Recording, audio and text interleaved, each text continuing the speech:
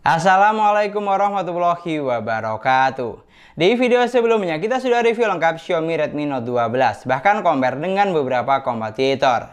Dan sekarang kita akan membahas apa saja kelebihan serta kekurangan yang dimiliki Redmi Note 12. Jadi buat kamu yang mau beli HP ini, pastikan tonton videonya sampai selesai supaya tidak salah pilih atau menyesal di akhir. Dan untuk kelebihan yang pertama adalah memiliki desain yang mewah. Seperti yang kita tahu, urusan look atau tampilan merupakan hal yang sangat penting karena mampu meningkatkan nilai jual suatu produk. Dan untuk Redmi Note 12 ini kamu tidak usah khawatir karena sudah memiliki tampilan yang mewah, tidak terkesan jadul sama sekali. Mulai dari finishing warna, setup kamera, sampai ukuran dimensi bodinya yang tipis sehingga nyaman saat digenggam. Dan tidak hanya bagus dari belakang, untuk bagian depan atau layar di sini sudah menggunakan konsep punch-hole display. Jadi bikin tampilannya makin paket lengkap, bagus dari belakang maupun depan. Sangat menggambarkan kalau HP ini keluaran terbaru. Selain itu, untuk kualitas layarnya juga cukup memuaskan, menggunakan panel AMOLED dengan resolusi Full HD+. Jadi warna yang dihasilkan sudah pasti bagus, terlihat jelas, tajam, dan kaya akan warna, ciri khas panel AMOLED. Pokoknya nyaman saat digunakan. Lalu untuk kelebihan yang kedua adalah sensornya lengkap. Urusan sensor juga merupakan poin yang sangat penting dari sebuah smartphone, karena berguna untuk menunjang berbagai kebutuhan. Dan untuk Redmi Note 12 ini sudah dibekali dengan sensor yang lengkap. Buat kamu yang butuh sensor NFC di sini sudah ada. Dan untuk sensor giroskopnya juga sudah menggunakan hardware giro. Bahkan buat kamu yang mau sensor remote atau ear blaster di sini juga sudah ada. Pokoknya paket lengkap.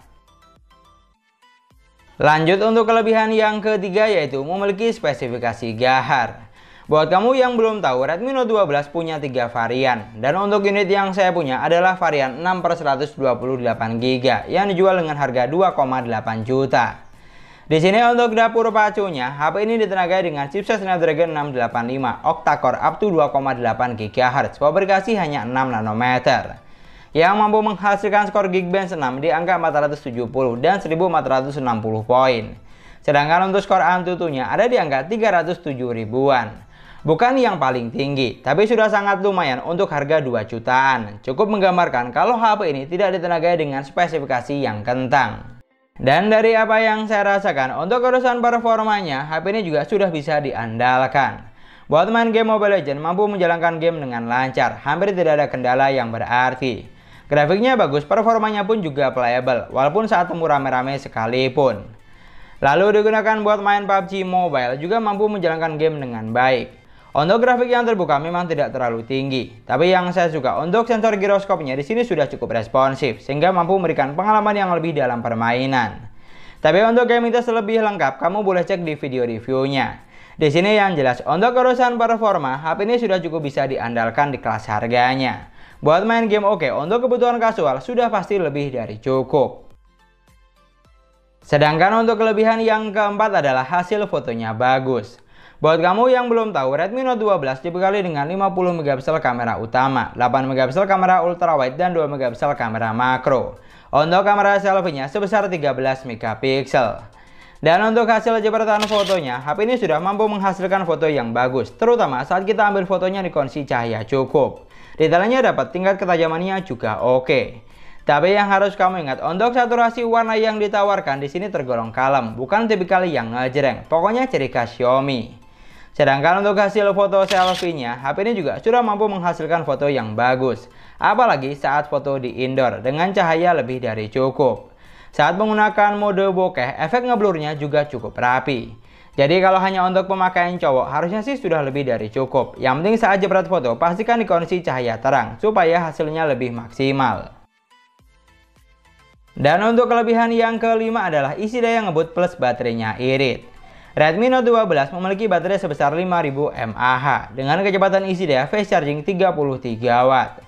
Yang dimana untuk isi daya dari 5 sampai full 100% hanya butuh waktu sekitar 1 jam 15 menit. Jadi sangat menghemat waktu.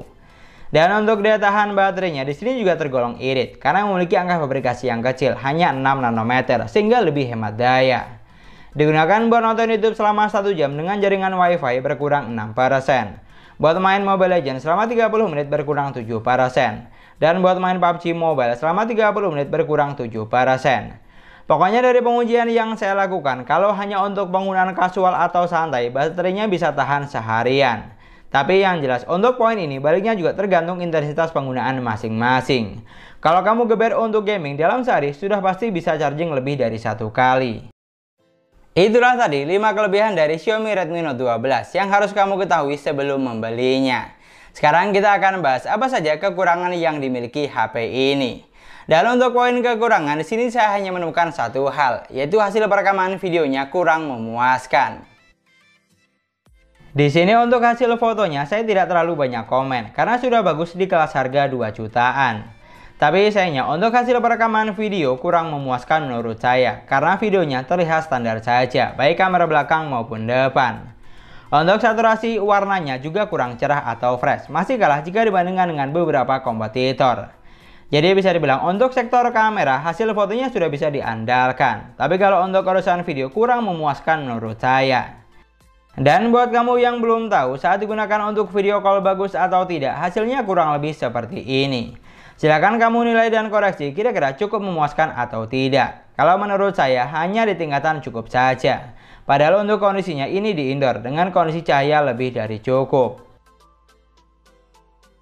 Dan itulah tadi 6 poin kelebihan serta kekurangan dari Xiaomi Redmi Note 12 yang saya temukan selama pengujian. Di sini kalau kamu punya pendapat atau poin tambahan yang lain, kamu juga bisa banget tulis di kolom komentar. Dan supaya tidak salah paham, kamu juga wajib tonton video review lengkapnya. Karena di sini kita hanya bahas poin kelebihan serta kekurangannya saja. Di sini yang jelas, kalau kamu tidak mengutamakan hasil video yang bagus, HP ini sudah cukup menarik untuk dilirik. Karena apa yang ditawarkan sudah paket lengkap di kelas harganya, bahkan hampir di semua sektor. Dan bisa dibilang untuk poin kekurangannya cukup minim. Pokoknya yang paling penting tinggal disesuaikan saja dengan kebutuhan kamu buat apa. Karena semua produk pasti punya kelebihan dan kekurangan. Dan sekian dulu pembahasan kita kali ini. Terima kasih banyak buat yang sudah nonton videonya sampai akhir. Semoga videonya gampang dan mudah dipahami. Dan yang paling penting semoga videonya bermanfaat. Jangan lupa like dan komen videonya. Kita ketemu lagi di video selanjutnya. Wassalamualaikum warahmatullahi wabarakatuh.